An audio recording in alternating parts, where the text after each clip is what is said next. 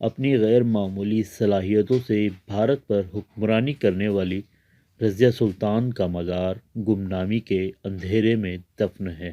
بھارت کی تاریخ میں پہلی خاتون حکمراں رضیہ سلطان اس دور میں سلطان بنی تھی جب خواتین کو امور خانہ داری تک ہی محدود رکھا جاتا تھا۔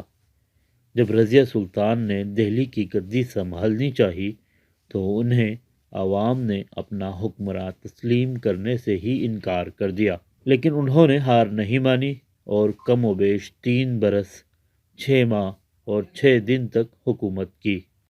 یہ مزار تو دیکھیے رضیہ سلطان کا ہی ہے، اس میں کوئی دو رائے نہیں ہے، کیونکہ یہ ہندوستان میں راج کرتی تھی اور وہ دلی میں بھی، دلی میں خاص طور سے مہرولی میں۔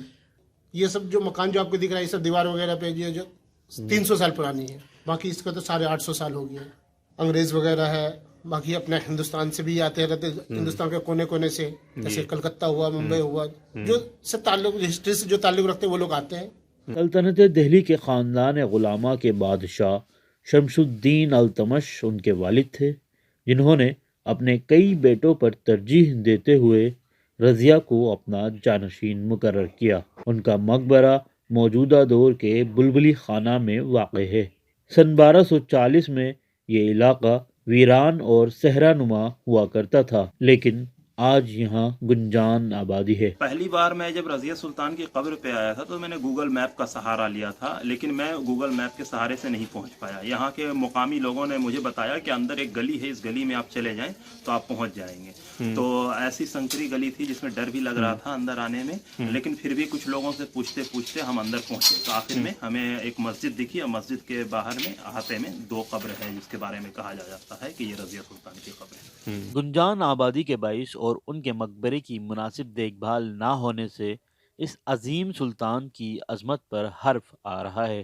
البتہ آثار قدیمہ کی جانب سے مزار کے اندر جھوپڑی ضرور پڑی ہے، جس میں مزار کی دیکھ بھال کے لیے ایک شخص بھی مامور ہے۔ چونکہ رضیہ سلطان کے بارے میں ہم لوگ جانتے ہیں کہ وہ ہندوستان کی پہلی مہیلا شاشک ہیں، ملکہ ہیں، تو اس لیے ہم نے یہ امید کی تھی کہ جس طرح سے بڑے بڑے بادشاہوں کی قبر ہے ویسے ان کی بھی قبر ہوگی، لیکن یہاں پر آئے تو ویسا کچھ دکھا نہیں، بس ایک چھوٹے سے سنکرے سے خطے میں ان کی قبر ہے۔ تو میں بالکل چاہوں گا کہ رضیہ سلطان کی بھی جو مقبرہ ہے، جو یہاں پہ قبر ہے، اس کی دیکھ بھال اور اچھے سے ہو۔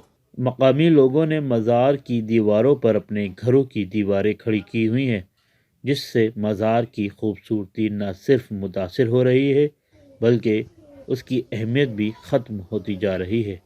یہ اکیلی مہیلا ہیں جب تک اندرا گاندھی نہیں آئی تھی، اور اندرا گاندھی ڈیموکریٹکلی الیکٹڈ تھی، جنہوں نے کہ دلی پر حکومت کری، اور ان کے بعد بھی اگر حکومت کرنے والا دیکھا جائے جسے سوورین کہتے ہیں پورے طور پر، تو وہ بیگم حضرت محل بھی سوورین نہیں تھیں۔ تو یہ اکیلی مہیلا ہیں اندرا گاندھی کے آنے تک جو کہ اپنے طور پر ہندوستان میں حکومت کرتی ہیں، ہندوستان میں ہی نہیں ایشیا میں بھی حکومت کرتی ہیں، دنیا کی پہلی عورت ہیں۔